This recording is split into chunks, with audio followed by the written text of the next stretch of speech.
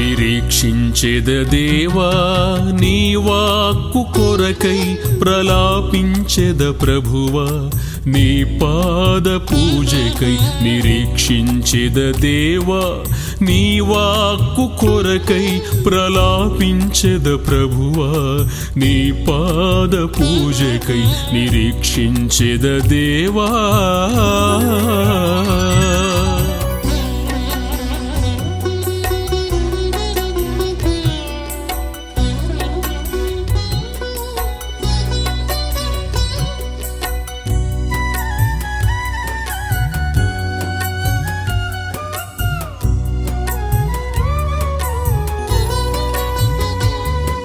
శక్తిగల ప్రార్థనను నే పొందుటకు విశ్వాసమందు బలము పొందుటకు శక్తిగల ప్రార్థనను నే పొందుటకు విశ్వాసమందు బలము పొందుటకు సిల్వాను వలనే నిరీక్షించెదా సిల్వాను వలనే నిరీక్షించెదా సియోనులోనే ప్రలాపించెదా సియోనులోనే ప్రలాపించెదా ప్రలాపించెదా నిరీక్షించెద దేవా నీ వాక్కు కొరకై ప్రలాపించెద ప్రభువా నీ పాద పూజకై నిరీక్షించెద దేవా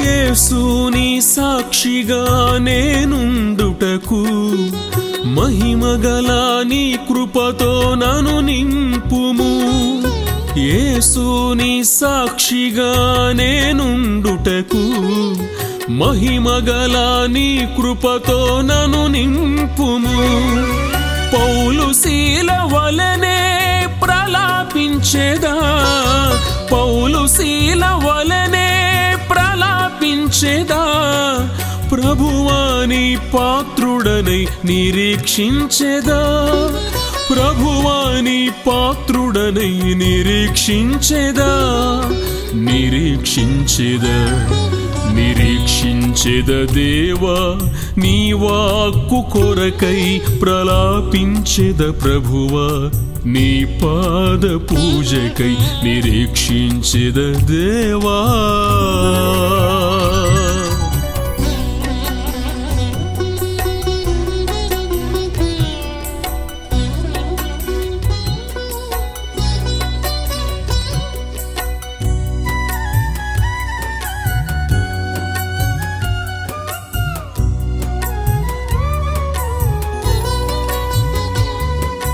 క్రీస్తేసు ముద్రలు నా దేహమందు ధరించుకొంటిని ఆత్మపూర్ణునిగా క్రీస్తేసు ముద్రలు నా దేహమందు ధరించుకొంటిని ఆత్మపూర్ణునిగా ఎపఫ్రా వలనే ప్రలాపించెదా ఎపఫ్రా వలనే ప్రలాపించెదా యేసుని మాటకై నిరీక్షించెదా యేసుని మాటకై నిరీక్షించెదా నిరీక్షించెదా నిరీక్షించెద దేవా నీ వాక్కు కొరకై ప్రలాపించెద ప్రభువా నీ పాద పూజకై నిరీక్షించెద దేవా నీ వాక్కు కొరకై ప్రలాపించెద ప్రభువా నీ పాద పూజకై నిరీక్షించెద దేవా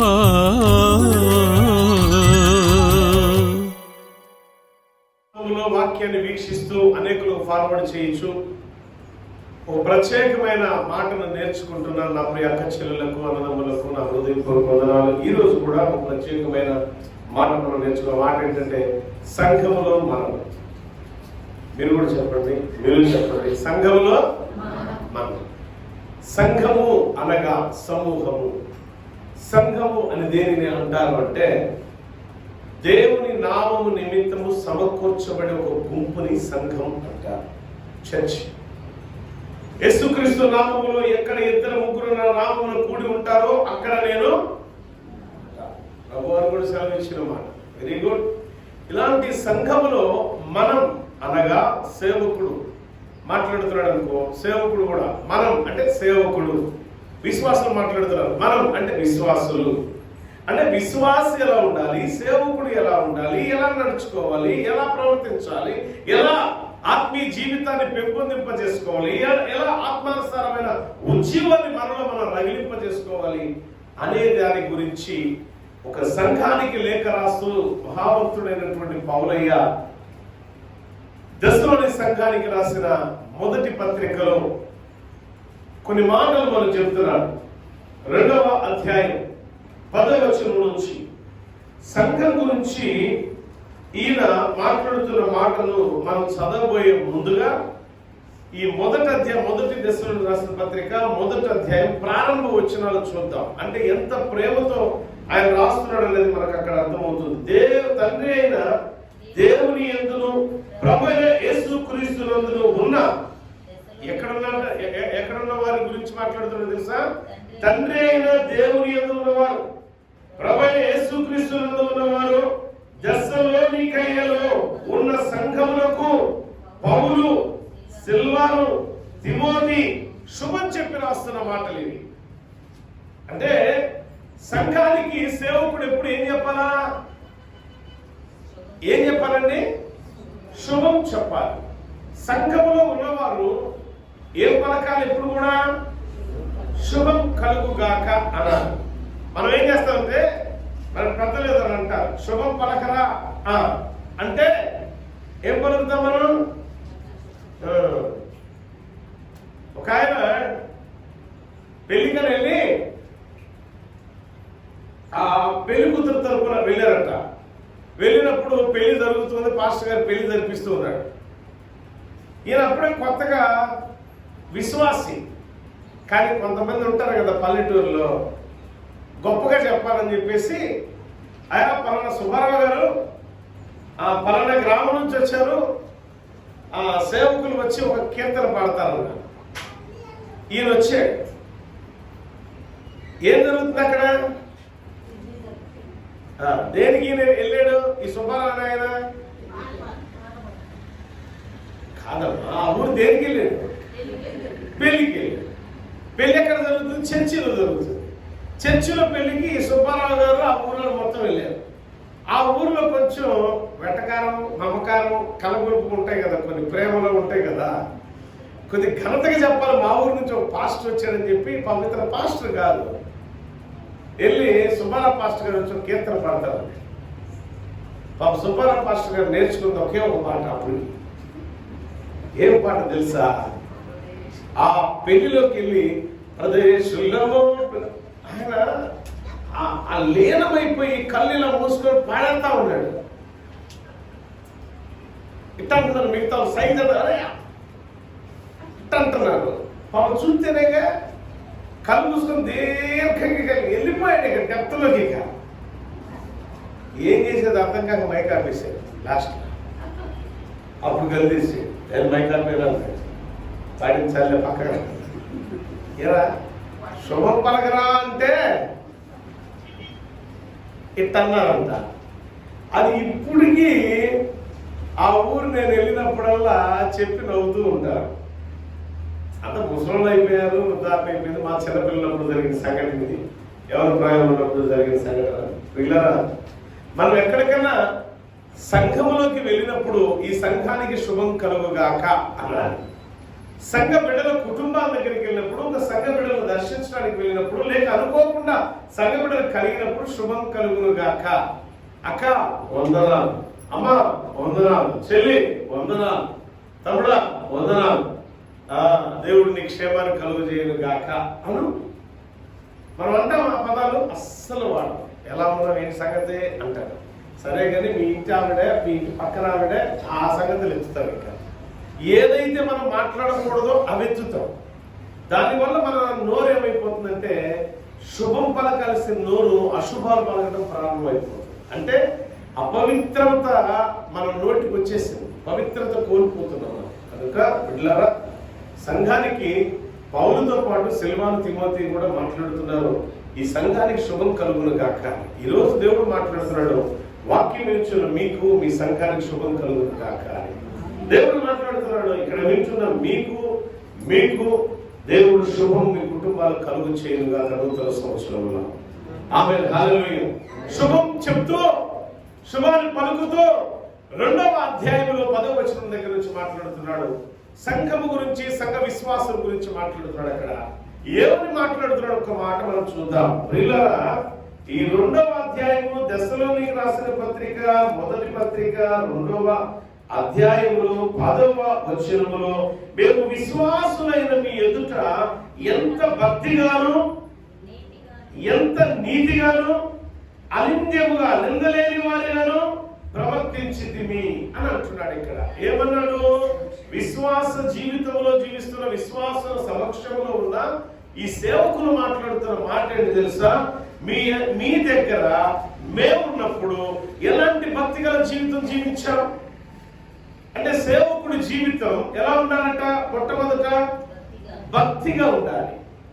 అది నేనైనా, వీక్షిస్తున్న వీక్షకులైనా, ఇక్కడ కూర్చొని వింటున్న మీరైనా విశ్వాస జీవితంలో తండ్రి అయిన దేవుని బట్టి, యేసుక్రీస్తు నామమును బట్టి సమకూర్చబడిన సంఘానికి ఒక శుభవార్త పలుకుతున్న సేవకులు మాట్లాడుతున్న మాట ఏంటో తెలుసా? మీ ఎదుట ఓ ప్రియమైన మా సంఘ బిడ్డలారా, మీ ఎదుట మేము ఎలా బ్రతికామంటే మొట్టమొదట భక్తిగా మేము బ్రతికాం. ఎలా బ్రతికారంటే వాళ్ళు నిజమే. పౌలు యొక్క భక్తి ఎంత గొప్పదంటే ఒక మాట చెప్తా. సిల్వాను యొక్క భక్తి, తిమోతి యొక్క భక్తి, ఎన్నో రకాల నిందలు వచ్చినాయి, ఎన్నో రకాల అవమానాలు వచ్చాయి, ఎన్నో రకాల శ్రమలు వచ్చాయి, ఎన్నో రకాల ఇబ్బందికరమైన పరిస్థితులు ఎదుర్కొన్నారు. ఏ పరిస్థితులు ఎలా వచ్చినా అది ప్రాణాపాయమైన పరిస్థితిలోనికి నెట్టివేస్తున్నా సరే ఎంత మాత్రం కూడా నిన్ను విడువను ఎడబాయను అనే వాక్యాన్ని అనుసరించి పౌలు తన ప్రాణం పోతుందని తెలిసి కూడా ప్రభు కోసం శ్రమ పడడానికి ఇష్టపడ్డాడు, ప్రభు కోసం బాధించబడటానికి ఇష్టపడ్డాడు, ప్రభు కోసం దెబ్బలు తినడానికి ఇష్టపడ్డాడు, ప్రభు కోసం కొరడాలతో కొట్టించుకున్నాడు, ప్రభు కోసం రాళ్ళ దెబ్బలు తిన్నాడు, ప్రభు కోసం అనేకమైన కపట సహోదరుల ద్వారా పలు మార్లు మోసగించబడ్డాడు. అయినా సరే ఆయన భక్తి గల జీవితం కుడికి కానీ ఎడమకు కానీ తొట్టిల్లా. మన ఆత్మీయ జీవితంలో ఎంతమంది భక్తిగా వెళుతున్నప్పుడు, భక్తిగల మార్గంలో మనం వెళుతున్నప్పుడు అనేక మంది మన భక్తిని చెడగొట్టాలని అపవాది చేత ప్రేరేపితులైన వారు రకరకాలుగా మనతో మాట్లాడి ఉండొచ్చు. యుక్తిగా సాతాను ఏం చేసింది తెలుసా? పాము ఏం చేసింది మనకు తెలుసు, సర్పం ఏం చేసింది తెలుసు కదా. అది యుక్తిగా అవ్వ దగ్గరకు వచ్చి, అవ్వమ్మా ఇది నిజమా? ఆదికాండంలో మనం చదివాం, ఇదే చెప్పాలి, ఇది నిజమా? ఆశ్చర్యార్థకంగా మాట్లాడుతుంది. అవ్వమంటుంది, దేని గురించి మాట్లాడుతున్నావు ఓ సర్పమా అంటే, ఇదిగో ఈ తోటలో ప్రతి ఫలాన్ని కూడా మీరు తినొచ్చు అంట కదా, ఏ ఫలమైనా తినొచ్చు అంట కదా. అధికారంలో ఉంటుంది, ఇది నిజమా? ఏదైనా తినొచ్చు అంట కదా అంటే, ఆ అవ్వమంటుంది కదా అన్ని ఫలాలు తినొచ్చు కానీ అదిగో అక్కడున్న ఫలం మాత్రం మేము, ఆ మంచి చెడులు తెలిపే ఫలం మాత్రం మేము భుజించకూడదని తండ్రి అయిన దేవుడు చెప్పాడు. అది తప్ప మేము ఏదైనా భుజించవచ్చు. దేవుడు కూడా నీకు చెప్తున్నాడు, సంఘంలో ఆ చెడ్డ మాటలు వినటం మానేసి, ఆ చెడ్డ ప్రవర్తన ప్రవర్తించడం మానేసి, ఆ భక్తిగల జీవితం, ఏ భక్తిగల జీవితం? ప్రారంభ దినాల్లో పౌలు ఎలాంటి పరిస్థితులు ఆయన పట్టబడడం మనందరికీ తెలుసు. సిల్వాను గురించి అంత లోతుగా రాయబడి లేదు కానీ బైబిల్లో తిమోతి గురించి మళ్ళీ రాయబడి ఉంది. పిల్లరా, వీరు ప్రారంభ దశకములో ఎలా దేవునిలో పట్టబడ్డారో, పట్టబడిన దగ్గర నుంచి వారు ప్రభు పిలుపొందుకొని మహిమ ప్రవేశం చేసేంత వరకు కూడా వారి భక్తి గల జీవితంలో ఎక్కడ కూడా తొట్టిల్ల, అటు కుడికి వెళ్ళలేదు, ఎడమకి వెనుతిరిగి పారిపోలా. ప్రాణం పోతుందయ్యా, కొరడా దెబ్బలయ్యా. ఆ కొరడ మామూలు కొరడాలు కాదయ్యా, ముళ్ళు వంటి కొరడా దెబ్బలయ్యా. ఎక్కడ తింటావయ్యా? తూట్లుగా పొడిచేస్తారు చూసావా? అలాంటి పోటులు పొడిచినా సరే, అలాంటి కొరడా దెబ్బలు ఎన్ని తిన్నా సరే, ఎన్ని మార్లు తిన్నారు? దాదాపు 5 సార్లు తిన్నాడంట పౌలయ్య. అయినా భక్తి పోయిందా? భక్తి ఇంకా వృద్ధిలోనికి వచ్చింది. అంటే ఎంత నలగగొట్టబడ్డాడో అంతగా హెచ్చించబడ్డాడు పౌలు. అందుకే భక్తికి ఉండగానే పరలోకాన్ని చూసిన ఘనత పౌలుకు దక్కింది. నీలాగా నాలాగా సజీవులుగా ఉండగానే పరలోక ధన్యతను చూడగలిగిన, పరలోకం యొక్క మహిమ ఐశ్వర్యాన్ని చూడగలిగిన ధన్యత అపోస్తుల్లో అందరికంటే ముఖ్యంగా పౌలుకి దక్కింది. దేవుని స్తోత్రం కలుగునుగాక. కారణం ఏంటి తెలుసా? యేసు ప్రభు ఒకసారి కొరడా దెబ్బలు తిన్నాడు. ఒకటి తక్కువ 40 దెబ్బలు, అంటే 39 కొరడా దెబ్బలు తిన్నాడు. ఇలాంటి 39 కొరడా దెబ్బలు ఒకసారి యేసు ప్రభు వారు తింటే 5 సార్లు పౌలు తిన్నాడు. ఆ గాయాల నుంచి కారుతున్న రక్తం సాక్ష్యం. తన శరీరం తూట్లుగా పొడవబడింది అంటే సంఘం సాక్ష్యం తూట్లుగా పొడవబడింది అంటారు. అంటే కొట్టబడినా సరే, నలగొట్టబడినా సరే, హింసించబడినా సరే, భక్తిగల జీవితంలో తొట్టులుకుండా ఉన్నవాడు ఖచ్చితంగా పరలోక రాజ్యానికి వారసుడే. ఇది సంఘానికి చెప్తున్నాడు. ఎందుకు చెప్తున్నాడు సంఘానికి?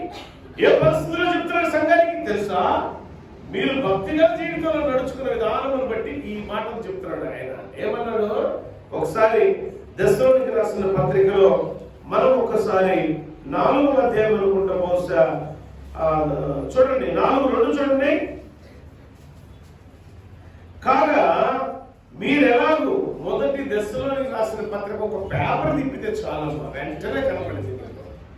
మీరు ఎలాగో నడుచుకొని దేవుని సంతోషపరచవలెనో మన వలన కాదు, మా వలన నేర్చుకునే ప్రకారముగా మీరు.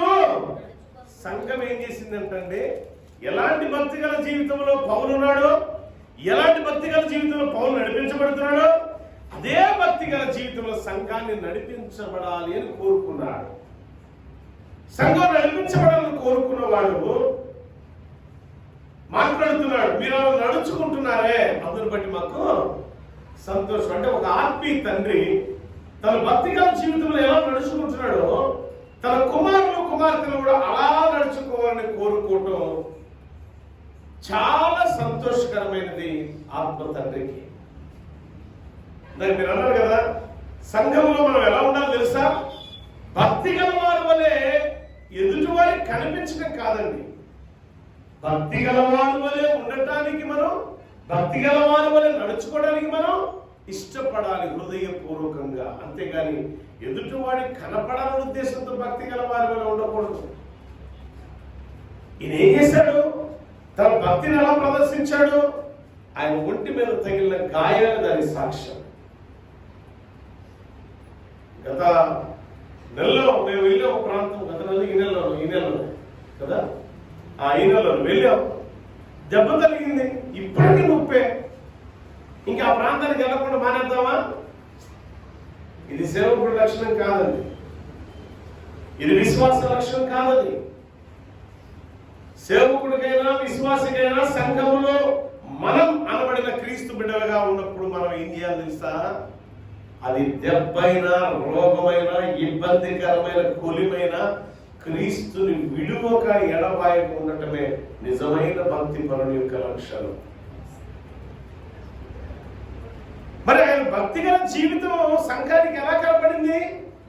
ఏ రూపంలో చూడగలిగారు అంటే, తన భక్తిగల జీవితంలో జీవించినప్పుడు వచ్చిన ఆటంకాలు, వచ్చిన తగిలిన ఎదురు దెబ్బలు, తగిలిన గాయాలు, తగిలిన మానసిక శారీరకంగా అనుభవించడానికి అనేక రకాల శిక్షలు, ఇవి ఎన్ని కలిగినా, ఇవి ఎన్ని వచ్చినా ప్రభువును విడిచిపెట్టాడు పౌలయ్య అంటే విడిచిపెట్టలే. మరి మనమైతే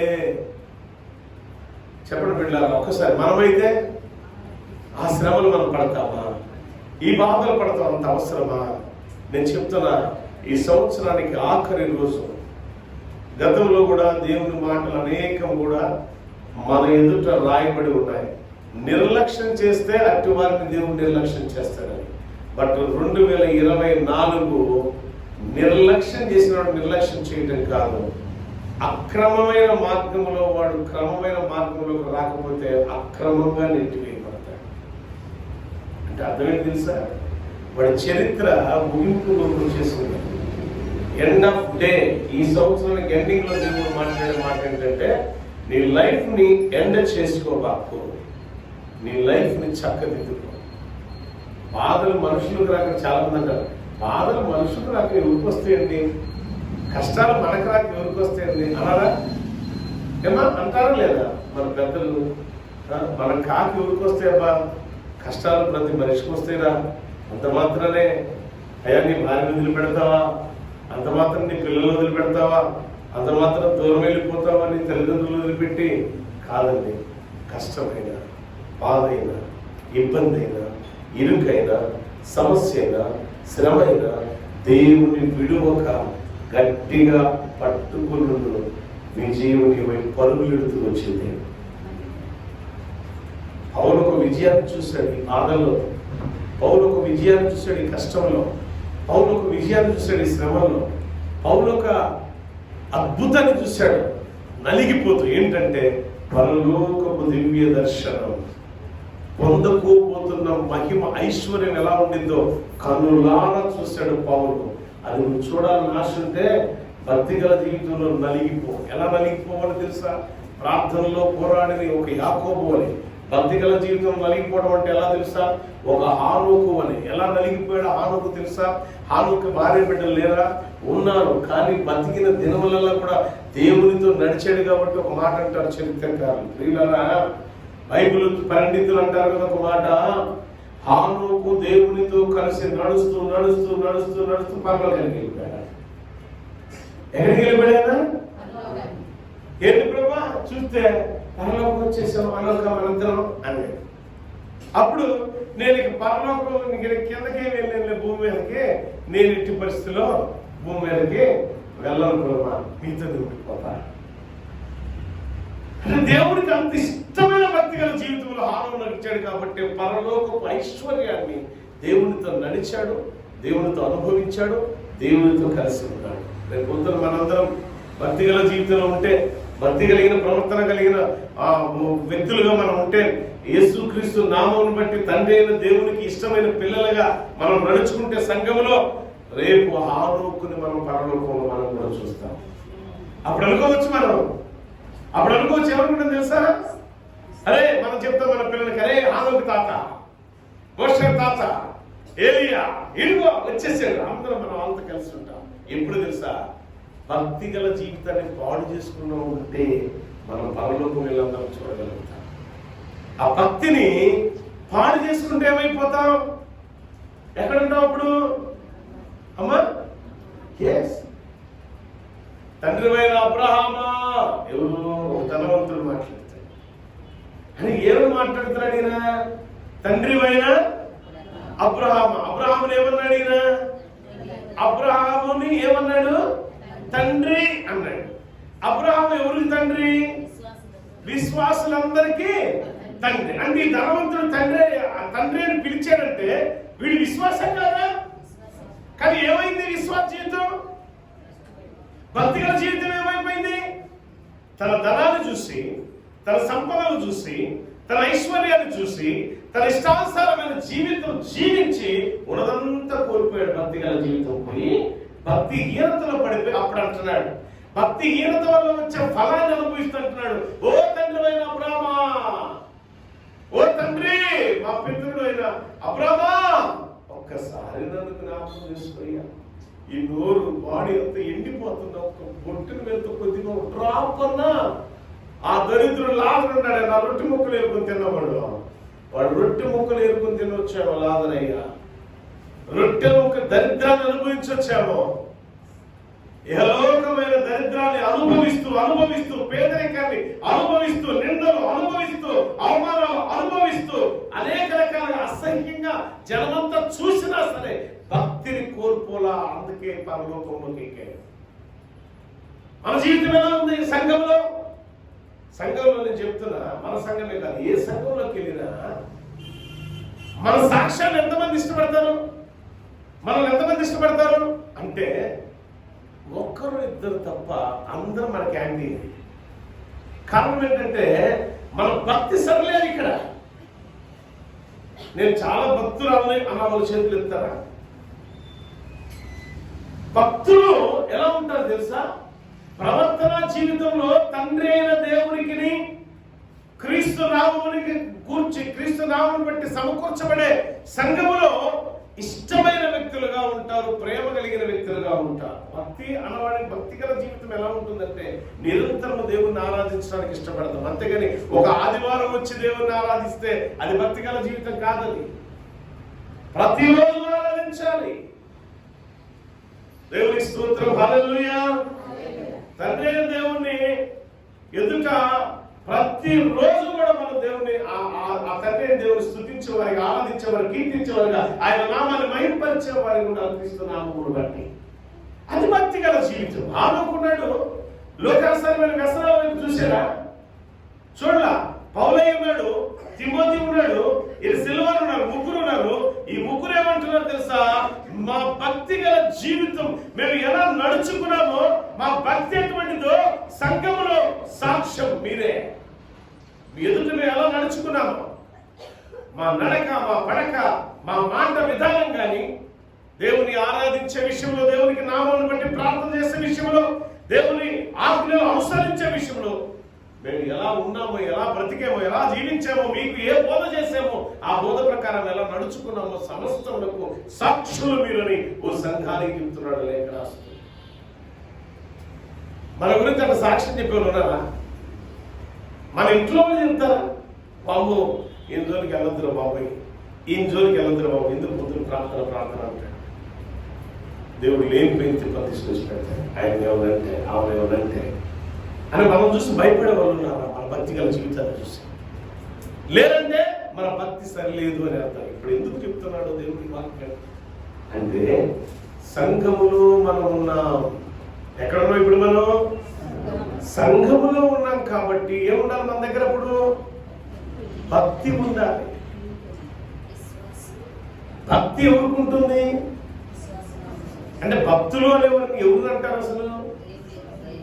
ఎస్, దేవుడు అంటే భయం భక్తి కలిగిన వారు. ఎవరు అంటే దేవుణ్ణి నమ్మిన వారిని. అందుకనే ఈ ప్రారంభ మాటలో ఉన్నది చూసారా? ఏముందో చూడండి. మొదటి అధ్యాయం 1వ వచనంలో, తండ్రి అయిన దేవుని యందును ప్రభువైన యేసు క్రీస్తు నందును ఉన్న దెస్సలోనికయల సంఘములకు పౌలు, సిల్వాను, తిమోతి శుభమని చెప్పి వ్రాయినది, కృపయు సమాధానం మీకు కలుగును గాక. విశ్వాసముతో కూడిన మీ పనిని, ప్రేమతో కూడిన మీ ప్రయాసను మన ప్రభువైన యేసుక్రీస్తు నందలి నిరీక్షణతో కూడిన మీ ఓర్పును మేము మన తండ్రి అయిన దేవుని ఎదుట మానక జ్ఞాపకం. వీళ్ళ దగ్గర ఈ సంఘంలో ఏముందంటే, ఈ సంఘంలో ఏముంది? సంఘంలో మనం వాక్యం చదువుకుంటాం కదా, వాక్యాన్ని ఉపదేశించుకుంటున్నాం. సంఘంలో ఉన్న మనకేముండాలి తెలుసా? విశ్వాసం ఉండాలి. ఇక్కడ ఏముంది? 2వ వచనంలో విశ్వాసంతో కూడుకున్న పనులు ఉండాలి. ఉన్నాయా మన దగ్గర? ఒక్కటి చెప్తా, ద్రాక్ష చెట్టు ఫలాలు ఇస్తుంది అంటే ఈ సంఘం ఫలిస్తుంది అని గుర్తు. ద్రాక్ష చెట్టు ఎండిపోతుందంటే ప్రతి హృదయాలు కూడా ఆత్మానుసారంగా ఎండిపోతున్నాయి. మన ఆత్మీయ జీవితానికి అదే మాదిరి. మీరు ఎప్పుడైనా గుర్తుంచుకోండి, ఆ మొక్క మంచి ఏమంటారు కదా, శ్రేష్టమైన మెత్తటి మట్టిలో పెట్టబడిన మొక్క కాదే కాదు, రాళ్ళల్లో నాటబడిన మొక్కని మనందరికీ తెలుసు. ఆ రాళ్ళలో నాటబడినప్పుడు ఆ మొక్కని పట్టుకుని 6 నెలలు అది ఎదగకపోతే ఇలా చేయి పట్టుకుని ఒకరోజు ప్రార్థన చేస్తాను, ప్రభువా ఈ సంఘం ఫలించే సంఘం అయితే ఈ ఫలాలు మాకు అనుగ్రహించు అని ప్రార్థిస్తున్నప్పుడు నిజంగా మనం ఆ ఫలాలు భుజించాం. దేవుని స్తోత్రం, హల్లెలూయా. మాకు ఇప్పుడు ఎలా ఉంది? అది ఎలా ఉంది చెప్పండి? దానికి ఎరువు ఉందా? నీళ్ళు పోసే వాళ్ళు ఉన్నారా? సంరక్షించే వాళ్ళు ఉన్నారా? లేనే లేదు. కారణం ఏంటి తెలుసా? మనం అనుకుంటున్నాం. మనం ఏమనుకుంటాం తెలుసా? అది అప్పుడు అట్ట పెట్టారు. ద్రాక్ష మొక్క, నిజమైన ద్రాక్ష వల్లిని నేను, తీగలు ద్రాక్ష మొక్క మాదిరిగా మనకి ఎందుకు దేవుడు అక్కడ ఉంచాడు అంటే ఇందుకే మన ఆత్మీయ జీవితం సరి చేసుకోవడానికి. సరే, ఇప్పుడు భక్తి గల వారు ఎలా ఉంటారు అంటే సంఘంలో వారు విశ్వాసంతో ఉంటారు. వారు చేసే పనులు విశ్వాసంతో చేస్తారు. ఎలా అంటే, ఫర్ ఎగ్జాంపుల్ ఇక్కడికి మనం రైస్ తీసుకొని వస్తున్నాం. ప్రభువా నాకు కలిగిన రైస్ ఇవే, నాకు కలిగిన ఈ రైస్ ని నేను తీసుకొని నీ సన్నిధిలో సమర్పిస్తున్నాను. దీన్ని 30 వంతులుగా, 60 వంతులుగా, 100 వంతులుగా ఫలింపచేయి. అది విశ్వాసంతో చేయాలి. అవిశ్వాసంతోనూ ఎవరో చెప్పారో చేయకూడదు. ప్రభా ఈరోజు మందిరం పని నాది, నేను నాకు ఇష్టంగా ఈ మందిరం అంతా కూడా సువాసనతో నింపబడి ఉండాలి. ఇంత మంచి శుభ్రంగా నాలాగే ఎవరు కూడా పోటీ పడాలి, పనిలో పోటీతత్వం ఉండాలి. అంతేగాని ఏదో నీళ్లు కొట్టేస్తే కడిగినట్టు అయిపోయింది అని కాదమ్మా. ఒక మందిరమే సరిగా నువ్వు కడగలేకపోతే నీ హృదయాన్ని ఎలా కడుక్కుంటావు తల్లి? బట్టలేను సరిగా ఉతుక్కోలేవు నీ ఇంటిలో, నీ హృదయాన్ని ఎలా శుద్ధీకరించుకోగలుగుతావు? ఇంట్లో అంటులే సరిగా తవ్వరు, అలా కూడా తవ్వే వాళ్ళు కూడా ఉంటారు. మీరందరూ మంచోళ్ళే, మిమ్మల్ని అంటున్నా కొంత గురించి చెప్తాను. ఆ సరిగ్గా తవ్వుకోలేదు, చేతులు కూడా సరిగ్గా కడుక్కోకుండా అందినే వాళ్ళు ఉంటారు. అరే హృదయాన్ని ఎలా కడుక్కుంటారు? భక్తి గల జీవితం ఎలా ఉంటారు? మళ్ళీ వీళ్ళు సంఘంలోనే ఉంటారు. ఏమంటారు? వీళ్ళు సంఘములోనే ఉంటారు. అయితే ఈ సంఘములో ఉంటున్న వారిలో నిజమైన భక్తులు ఎలా ఉంటారంటే విశ్వాసంతో కూడుకున్న పనులు చేస్తారు. చేసే పని విశ్వాసంతో చేస్తారు. ఒక దినం ఒక చోట నేను మీటింగ్కి వెళ్ళాను. అది లాస్ట్ డే, కొండ మీద మీటింగ్. దాదాపు 2000 మంది వస్తారు కొండ మీద. లాస్ట్ ప్రసంగం, లాస్ట్ డే రాదే వెళ్ళే. అప్పటికే మొగ్గులు పెట్టున్నాయి. కొండ మీద కారు వేసుకుని వెళ్ళవచ్చు. వెళ్ళిన తర్వాత సన్నగా తుప్పర స్టార్ట్ అయింది. వస్తూనే ఉంది. ఇంకా లాభం లేదు, నాకు పని పడింది అనుకొని కొంచెం ఆ కొండ మీద ఒక మూలకి వెళ్ళిపోయి అదే వర్షంలో నా చేతులు ఎత్తి ప్రార్థన చేస్తాను. అడిగే తెలుసా, ప్రభు నీ చిత్తమైన నన్ను ఇక్కడ తీసుకొస్తే ఈ ప్రజలందరూ చూస్తూ ఉండగా ఈ వర్షాన్ని ఆపి మాకు ఎండను దయచి క్షణకాలంలో ఈ తడిచిన బట్టలన్నీ కూడా ఇండిపోవాలా, అలాంటి అందించేసి గాలిని దయచి. నేను ఎప్పుడైతే మైక్ ఇట్లా తీసుకొని నీ వాక్యాన్ని నిలబడతానో అప్పుడు నేను చూస్తే ఎండ బయట నాకు కనపడాలి. ఇది నీ చిత్తం ఉంటే జరుగునుగాక అని ప్రార్థన చేస్తాను. నీకు ఇష్టమైతే, నేను నీకు ఇష్టమైన వ్యక్తినైతే నాకు ఈ సూచన దయచేయమన్నప్పుడు ప్రజలందరూ సాక్షి, ఫోటోస్ ఉన్నాయి, వీడియోస్ కూడా ఉన్నాయి. అందరూ చూస్తూ ఉండగా దేవుడు అద్భుతకరంగా ఏం చేశాడు తెలుసా? మైక్ ఎప్పుడైతే అప్పటికి వేరే వాళ్ళు 2-3 మాట్లాడారు. నా వంతు, నాకు అప్పటి వరకు వర్షం కురుస్తూనే ఉంది, నా వంతు వచ్చి పాస్టర్ గారికి ఇస్తున్నాను మైక్ ఇవ్వగానే నిజంగా నేను ఎండను చూశాను. నేను కాదండి, ఆ టెంట్ లో ఉన్న ప్రజలందరూ కూడా ఎండను చూస్తున్నారు. దేవుని స్తోత్రం, హల్లెలూయా. ఎన్ని అద్భుతాలు. మనం కూడా ఆ ప్రాంతానికి వెళ్ళాను. వెళ్తే ఆ మీటింగ్ పెట్టిన తమ్ముడు అంటున్నాడు, అన్న అది మర్చిపోలేము. ఏంది ఎవరు చేసింది అని అంటే, మన తండ్రి అయిన దేవుడు క్రీస్తు నామములో ప్రార్థన చేయగానే కార్యములు చేశాడు. మన భక్తి గల జీవితం సంఘం ఎదుట అటువంటి సాక్ష్యాలు పొందుకొని ఉండాలంటే విశ్వాసులమైన మనము చేసే పని విషయంలో విశ్వాసములకు తగినట్టు చేయాలి. రెండవది ఇక్కడ అంటున్నాడు కదా, ఏమని? ప్రేమతో కూడిన ప్రయాస ఉండాలి. ఏముండాలి మన దగ్గర? ప్రయాస ఉండాలి, కష్టపడటానికి ఇష్టపడాలి దేవుని పనిలో. అది ప్రేమతో ఉండాలి, అయిష్టంతో కాదండి. మనం అయిష్టంతో చేస్తే దేవుడు కూడా అయిష్టంగానే పక్కనే ఉంచేస్తాడు.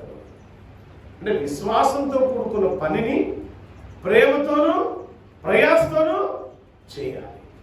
ఇలా చేస్తున్నారు కాబట్టి సంఘములో అప్పుడు పౌలు సాక్ష్యం చెప్తున్నాడు. సంఘమేమో పౌలు సిల్వాను తిమోతి గురించి సాక్ష్యం చెప్తుంటే వీళ్ళ గురించి సంఘం గురించి పౌలు సాక్ష్యం చెప్తున్నాడు. విన్నాం కదా 4వ అధ్యాయంలో 1 దశలోనికి రాసిన పత్రిక 2వ వచనము 4వ అధ్యాయం 2వ వచనంలో ఏముంది తెలుసా? కాగా మీరెలాగూ నడుచుకుని దేవుణ్ణి సంతోషపరచవలెనో మా వలన నేర్చుకున్న ప్రకారముగా మీరు నడుచుకొనుచున్నారు. దేవుని స్తోత్రం. హల్లెలూయా. అంటే సేవకుల దగ్గర ఏమి నేర్చుకున్నారో విశ్వాసములకు సంబంధించి దైవభక్తికి సంబంధించి ప్రవర్తనకు సంబంధించి ఆ నేర్చుకున్న దాన్ని సంఘం అనుసరిస్తున్నందుకు దేవుడు సంతోషపడుతున్నాడు. అంటే మనం ఏమి నేర్చుకోవాలి? ఇప్పుడు మనందరికి తెలుసు, మన దగ్గర ఏం నేర్చుకోకుండా మనం ఉన్నామో అందరికి తెలుసు. అది నేర్చుకోవాలి. ఎవరు నేర్చుకుంటారు అంటే విశ్వాసం. ఎవరు నేర్చుకుంటారంటే భక్తులైన వారు. ఎవరు నేర్చుకుంటారంటే తండ్రి అయిన దేవుని చిత్తానుసారముగా యేసుక్రీస్తు నామములో ప్రార్థించే వారు నేర్చుకుంటారు, కోరుకుంటున్నవారు. కనుక సంఘంలో మనం ఎలా ఉండాలంటే భక్తి గల వారిగా ఉండాలి. ఇప్పుడు 10వ వచనాన్ని కొంత 2వ అధ్యాయం 10వ వచనంలో 1 భక్తి గల వారిగా ఉండాలి, 2 నీతిగా ఉండాలి, 3 అనింద్యముగా నిందలేని వారిగా ఉండాలి. ప్రవర్తించిన విషయం అంటే నిందలేని వారిగా మనం ప్రవర్తించాలి. భక్తిగా ఉండాలి, నీతిగా ఉండాలి, నిందలేని వారిగా ప్రవర్తించే వారిగా ఉన్నట్లయితే తన రాజ్యములకు మహిమకును మిమ్మల్ని పిలుచుకున్న దేవునికి తగినట్టుగా మీరు నడుచుకోండి. నేను మిమ్మల్ని ప్రతి వారిని హెచ్చరిస్తున్నాడు, ధైర్యపరుస్తున్నాడు, సాక్ష్యం ఇస్తూ చెప్తున్న మాటలు ఎలా ఉండాలన్నా, అరే బాబు దైవభక్తి కలిగి ఉండాలి, నీతి కలిగి ఉండాలా, నిందలేని మనుషులుగా సంఘంలో మనం ఉండాలి. ఇప్పుడు సేవకుడైనా ఎలా ఉండాలట? దైవభక్తి కలిగి ఉండాలి. సేవకుడైనా ఎలా ఉండాలా? నీతిగా ఉండాలా. సేవకుడైనా ఎలా ఉండాలా? నిందలేని వారికి ఉండాలి. విశ్వాసులు ఎలా ఉండాలా? దైవభక్తి కలిగి ఉండాలా. విశ్వాసులు ఎలా ఉండాలా? నీతిగా ఉండాలా. విశ్వాసం లేని వారు ఎలా ఉండాలా? నిందలేని వారిగా ఉండాలి. అప్పుడు సంఘానికి మహిమ, సంఘంలో ఉన్న మనకు కూడా ఆశీర్వాదం దీవెన. దేవునికి స్తోత్రం కలుగును గాక. ఎలా నడుచుకోవాలి? ఎలా నడుచుకోవాలి? భక్తిగా నడుచుకున్న హానోకు ఏమయ్యాడు? పరలోక రాజ్యానికి వారసుడయ్యాడు. భక్తిగా నడుచుకున్న వారు ఏమయ్యాడు?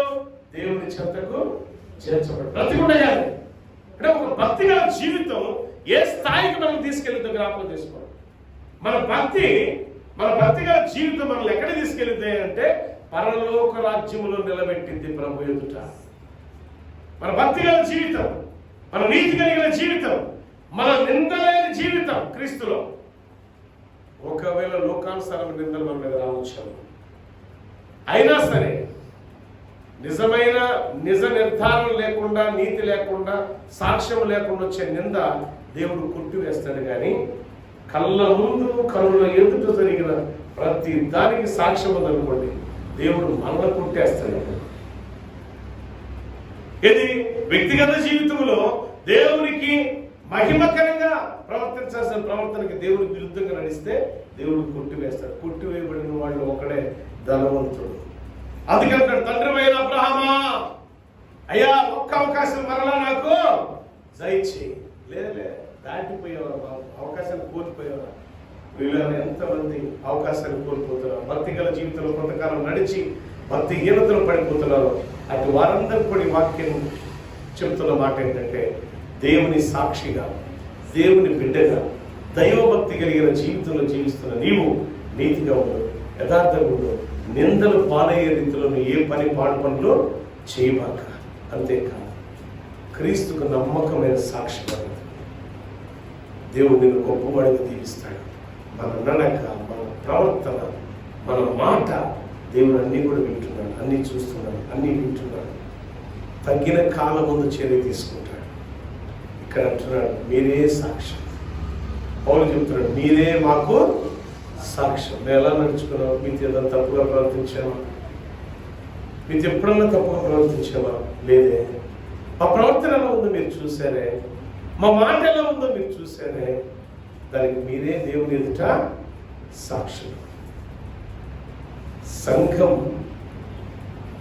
సేవకుడికి సాక్షిగా ఉండాలి. అంటే ఎలా అంటే, సేవకుడి యొక్క ప్రవర్తనకు సాక్ష్యం ఎవరంటే, సాక్ష్య రూపకం ఎవరంటే సంఘము. సంఘములో ఉన్న విశ్వాసుల యొక్క ఆ సంఘ సమూహానికి సాక్షులు ఎవరు అంటే సేవకుడు. అంటే సేవకులకి సాక్షులు ఎవరు? సంఘం. సంఘానికి సాక్షి ఎవరు? సేవకుడు, దేవుడు. అడుగుతాడు దేవుడు ఆయన రాకడ సమయంలో, ఏంట్రా పలానా రాగానే, అదేంటి ప్రభా పాటలు పాడేసావు, డాన్స్ కూడా వేసావు, ఊళ్ళంతా నొప్పి వచ్చింది, అయినా సరే నువ్వు పాటలు ముందు లోనకరాని చెప్తా అన్ని విషయాలు అంటే కుదరదు. నువ్వు బతికి అడుకోవాల్సిన పనిలే. నిజంగా నువ్వు భక్తి గల జీవితంలో జీవిస్తే, నిజంగా నువ్వు భక్తురాలు అయితే, నిజంగా నువ్వు భక్తులు అయితే హానోకు వలే దేవుని చెంత చేస్తాం. నిజంగా భక్తి గల జీవితంలో మనం పర్ఫెక్ట్ అని అనుకుంటే ఏలియా వలే దేవుని చెంత చేర్చబడతాం. నిజంగా మన భక్తి గల జీవితం గొప్ప సాక్ష్యం మనం కలిగి ఉన్నట్లయితే ఖచ్చితంగా పౌలు వలే పరలోక రాజ్యంలో దేవుని సముఖం చేర్చబడతాం. ఇట్టి సాక్షి సమూహంలో మనం ఉందామా? ఇట్టి భక్తి గల జీవితంలో మనం ఉందామా? భక్తి గలవాడు ఏం చేస్తాడు? భక్తులు అంటే నిరంతరం దేవుని స్తుతించేవారు, భక్తులు అంటే నిరంతరం దేవుని ఆరాధించేవారు, భక్తులు అంటే దేవునితో సహవాసం చేసేవారు భక్తులు. ఆ భక్తి గల జీవితంలో మనం ఉందామా? భక్తి లేని బతుకులు మనం బతుకుదామా? ధనవంతుడు అని ఎక్కడున్నాడు? ధనవంతుడు ఎక్కడున్నాడు? అగ్నిలో పడి మండుతున్నాడు. అయ్యా ఈ పేరం పోవట్లేదు, రావట్లేదు, ఉండట్లేదు, పోవట్లేదు అన్నట్టు ఉండి పాపం ఒక డ్రాప్ అన్నా ఆ పేదోడు దరిద్రుడు అనుకున్నాడు, ఆ లాభం చేత ఒక డ్రాప్ అన్న నోటి ఇవ్వా అని ప్రార్థన చేస్తున్నాడు. అప్పుడు ప్రార్థన కాదు కావాల్సింది, ఇప్పుడు ప్రార్థన ఉండాలా. ప్రార్థనలో నువ్వు నలిగిపోవాలా. ప్రార్థనలో నీ యొక్క ముఖ రూపం మహిమ రూపంగా మార్చబడాలా. ప్రార్థనలో నువ్వు ప్రార్థన చేస్తే నీ సంఘ రూపంగా మారిపోవాలా. నువ్వు ప్రార్థన చేస్తే నీ ఇంటి పరిస్థితులు మారిపోవాలి. నువ్వు ప్రార్థన చేస్తే ఈ సంఘ చరిత్ర మారిపోవాలి. నువ్వు ప్రార్థన చేస్తే సమాజ పరిస్థితులు మారిపోవాలి. ప్రార్థన చేస్తే నీ యొక్క రాష్ట్ర పరిస్థితులు, దేశ పరిస్థితులు మారిపోవాలా. అది ప్రార్థనలో ఉన్న శక్తి. దేశ పరిస్థితులు మార్చారు ప్రార్థన చేసిన భక్తులు ఎందరో కూడా బైబిల్ గ్రంథంలో. దేశ పరిస్థితులు మార్చారు, రాజులు మార్చేశారు ప్రార్థన చేసి. ప్రార్థనలో ఉన్న శక్తి అంత గొప్పది. అది ఎవరికి ఉంటుందంటే విశ్వాసంతో కూడుకున్న పనులు చేసే భక్తులకు ఉంటుంది. విశ్వాసంతో కూడుకున్న పనులు చేసే భక్తులకు ఉంటుంది. అంతేకాదు ప్రభువునందు ప్రేమతో ప్రయాసపడే ప్రతి భక్తుడికి ఆ అలవాటు ఉంటుంది. అంటే ప్రార్థన మన దగ్గర లేదు, త్యాగం మన దగ్గర లేదు, సోమరిపోతనం ఉందా? సోమరి చేమలు చూసి నేర్చు. సో అందుకని ప్రార్థన యోధులుగా మనందరం మండించబడదాం. ఎక్కడ చూసినా, ఏ దీపాన్ని చూసినా, ఏ హృదయాన్ని చూసినా, ఏ ఇంటిని చూసినా పరిస్థితులు ఎలా ఉన్నాయి తెలుసు. ఈరోజు ప్రార్థన లేదు, సహవాసం లేదు, దేవునితో స్తుతి లేదు, ఆరాధన లేదు, ఏమీ లే.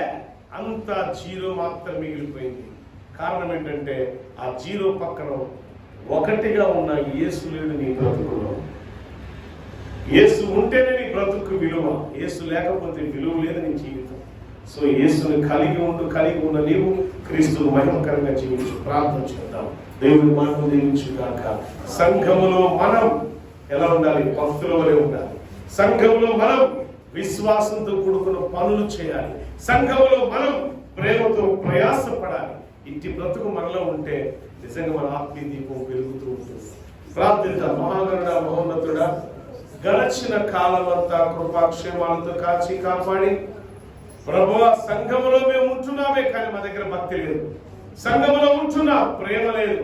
సంఘములో ఉంటున్నా ప్రయాస లేదు. సంఘములో ఉంటున్నా విశ్వాసం లేదు. సంఘములో ఉంటున్నా నీతి లేదు. సంఘములో ఉంటున్నా యథార్థత లేదు. సంఘములో ఉంటున్నా ప్రార్థన లేదు. నిజంగా ఎవరైతే పశ్చాత్తాప హృదయంతో ఈ నా మాటలు అంగీకారయోగ్యముగా భావించి ప్రార్థన జీవితంలో మమ్మల్ని వెలిగించయ్యా. భక్తి గల జీవితంలో ఒక నూతనమైన ప్రయాణం కలుగు చేయ. అని ప్రార్థన చేస్తున్నాము. ఈ వీక్షకులు కానివ్వండి, సంఘములు ఇప్పుడు వింటున్న బిడ్డలు కానివ్వండి, ప్రతి ఒక్కరిలో ఒక నూతనమైన మార్పును మీరు కలుగు చేయండి. మా భక్తి గల జీవితం అది నీకు ఇంపైన రీతిలో ఉండాలి. మా ప్రార్థన జీవితం మమ్మల్ని వెలిగించే రీతిలో ఉండాలి.